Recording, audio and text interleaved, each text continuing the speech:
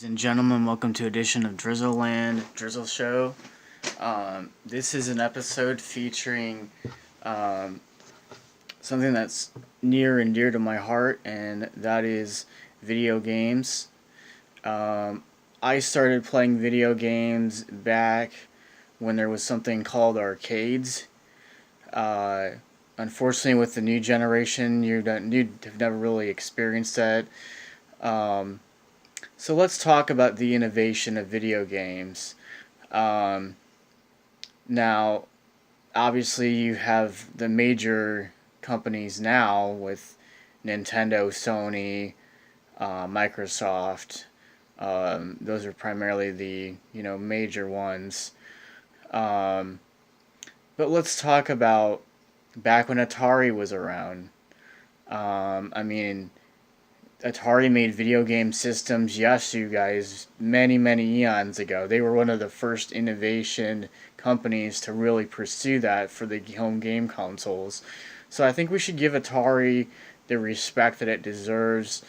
Um, I mean, we wouldn't have like the innovation. Obviously, Pitfall was a huge hit for them. Later on, they even had a version of Pac-Man. They had, I believe, a game called Tempest. Space Invaders, obviously, was also on the Atari system. So, I mean, there was even an E.T. game, if you guys don't remember that or not. I think it came out in the early 80s. Um, and then we moved on to, obviously, Nintendo was pretty much the, other company who came in there and pretty much took everything over. Um, and Nintendo, obviously, yes, you have Mario, you have Zelda, and you have, you know, um, lots of classic titles, honestly, from all of those companies. Um, and then we move on to the Genesis. I mean, what would Sega be without Sonic? I mean, Sonic pretty much made, Sega's innovation as far as going forward with their systems. Um, so I want to talk a little bit about what has really happened in the gaming industry the past, well, let's say like 25 years. Um, in the 90s, we saw lots of innovative technology for the Super Nintendo, for example, where they updated the old gun for some of their newer games with some type of a brand new technology. It worked great with some of their games for the Super Nintendo. I thought it was great. Um, because it kind of had that Duck Hunt feel to it, from the original NES. Um, and Nintendo should be recognized for the NES as well because that was one of the best video game systems of all time. You can't really go wrong with it. I mean, even if you guys picked up the NES Classic that was released not too long ago, and obviously the Switch is out now, and a lot of people enjoy that. I have yet to even play it. The last system I played for Nintendo was, well, the Wii U, which is it's a decent kind of console. Don't get me wrong, but honestly, in the '90s, 1998, for example, I was playing an N64, which was a great console. I think that was really what excelled Nintendo to a whole different field as far as gaming. I mean, you had games like GoldenEye, Perfect Dark, the new Metroid game. I mean, the Zelda game was phenomenally good. Super Mario Brothers 64, which was great. Mario Kart 64, Donkey Kong was good. Diddy Kong Racing was pretty good. Wave Race.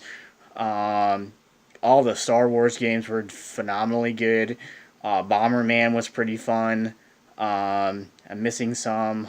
Apologize. I'd have to go back to my notes and figure out other games I was going to talk about. But those were the ones that I really played the most. Yes, you could have Madden and things like that, but I got to be honest, those football games weren't too great with the N64. um, and then, obviously the PlayStation 1 was also in the 90s, and a lot of people enjoyed that. I had one. I thought it was awesome. I mean, the games for it, wow, so much diversity with what you could pick from. I mean, if you were a sports fan, you had millions of titles to pick from. If you were an action fan, you had Crash Bandicoot with Spyro the Dragon, which was popular, platform games. The Tomb Raider series was looking awesome on the PlayStation. Yeah, I mean, lots of great fighting games. The first Soul Calibur was on there, Tekken, Mortal Kombat Trilogy.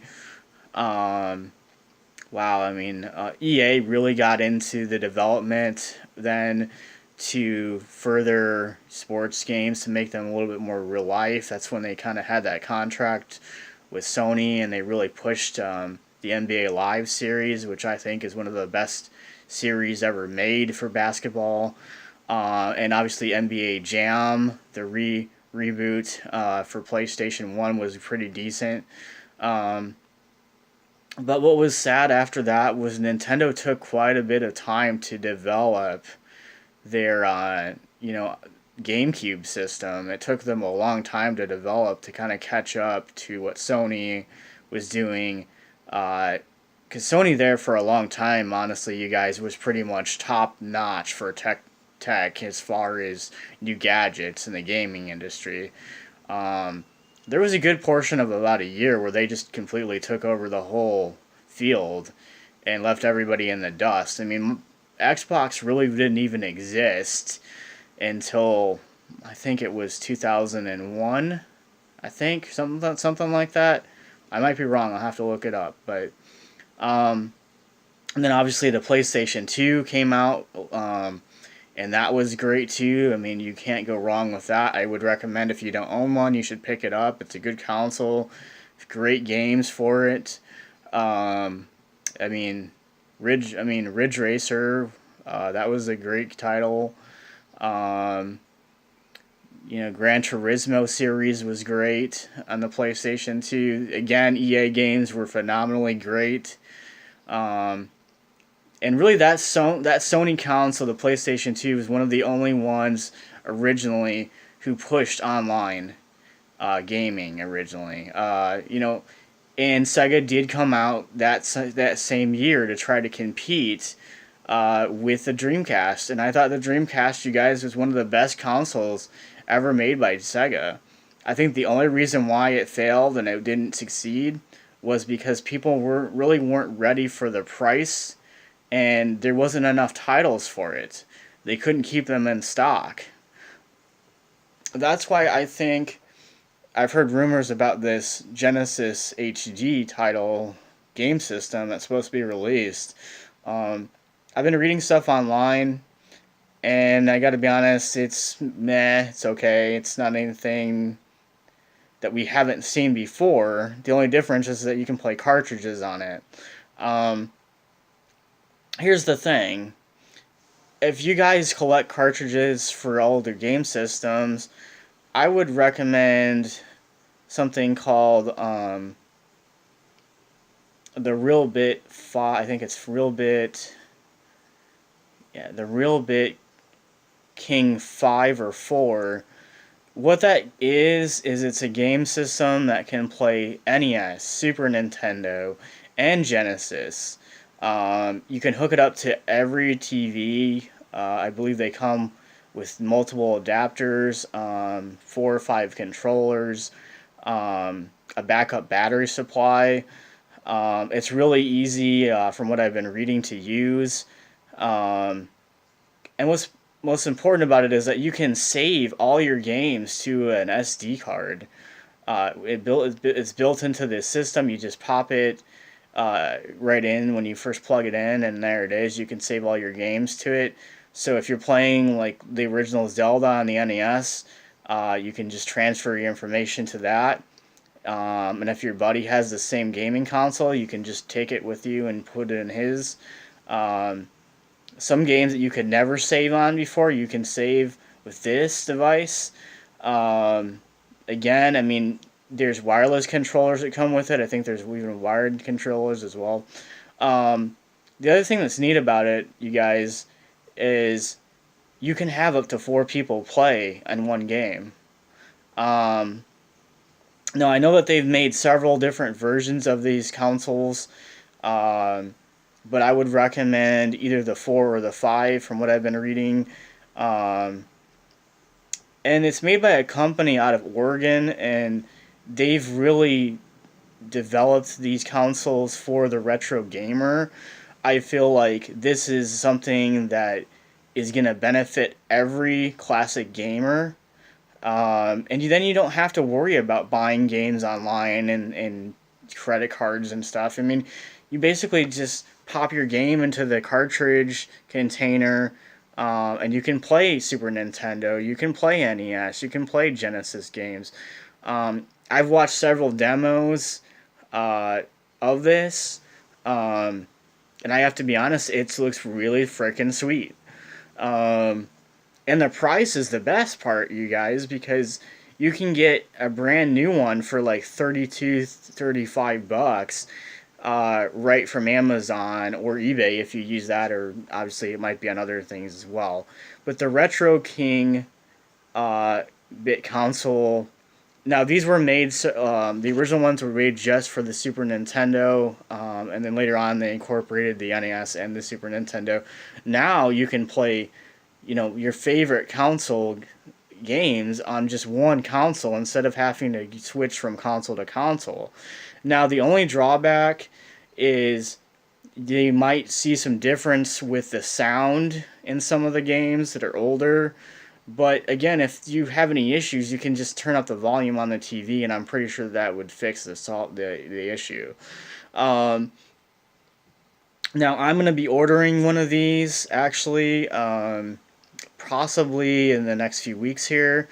So when I get it hooked up, um, I'll probably do a demonstration of what it looks like so that you guys have an idea of what you're getting.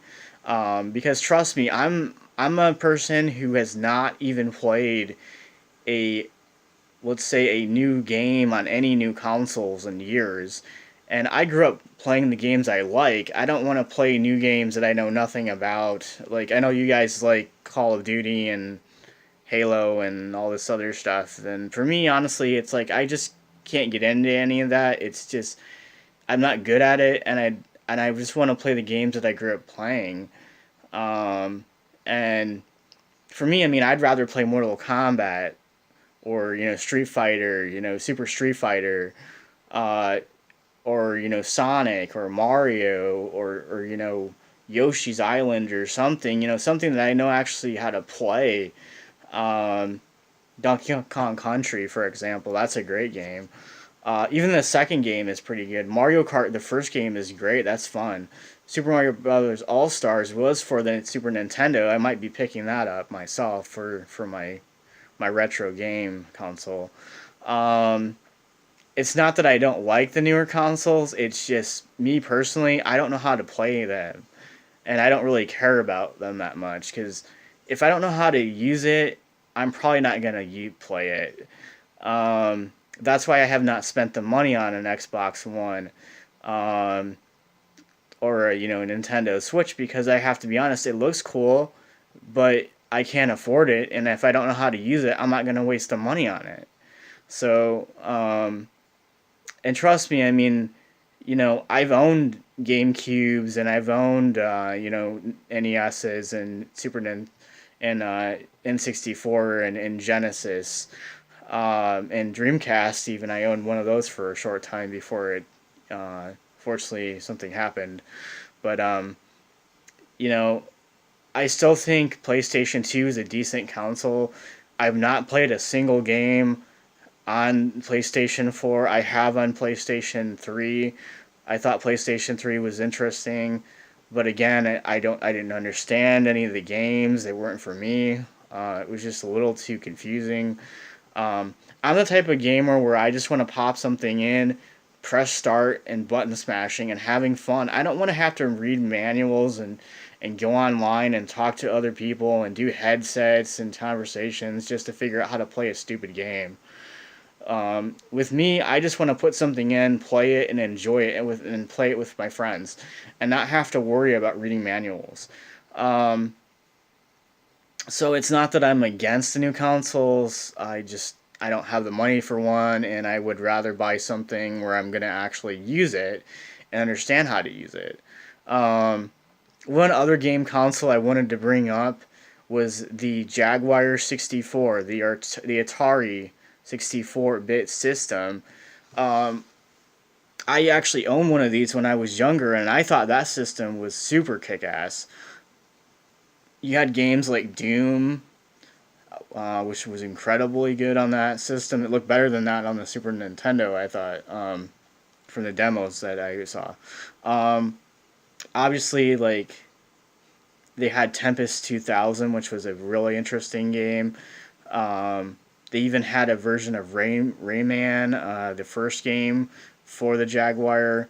I'm trying to think here. Kasupi Ninja was very similar to Mortal Kombat. I thought it was just as bloody, definitely more interesting.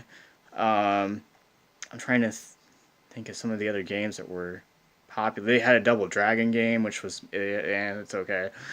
Um, but I think the biggest title for the Jaguar that I owned that everybody pretty much played when they came over to my house because they thought it was just wickedly awesome was Alien vs. Predator for that system. I thought that was the best game on it. It's sad that Atari put all the effort into this and they made it look incredibly awesome, but at the end of the day, did they really gain anything out of it? They lost millions of dollars producing this system, and that's pretty much what made them go under. I realized that they were still putting out titles up until 2000, I believe, for the Jaguar, but I mean, I only had mine for a short time, and then I got rid of it because I basically moved on to a PlayStation 1. Um, and I believe I had an N64 as well then. Um, so I guess this video is just about the gaming industry and where we're at. Um, and all the basically what's happening as far as how to play retro games now, correct, so that they look good. The thing is with these remastered systems that they're developing, it looks good, it sounds good until you buy it, until you hook it up, and then you're like, wow, why did I pay this money for something that basically I could just get out of the original consoles. Um, and by no means am I dissing that. Like, I just think that that's a waste of money. I mean, just buy your original games, and if you still have your cartridges for your original games, bam, retro system. Uh, which I was the retro 4 or 5. I mean, uh, look it up. I mean, it's all on Amazon. It's definitely worth getting. I mean, you can play 3 different video game systems on it. Hands of different titles. That you can save on it. It's definitely worth it. So this is a super, super, super exciting edition of Drizzleland for the retro gamers. I think that this is great. And look it up, you guys, and let the power be with you.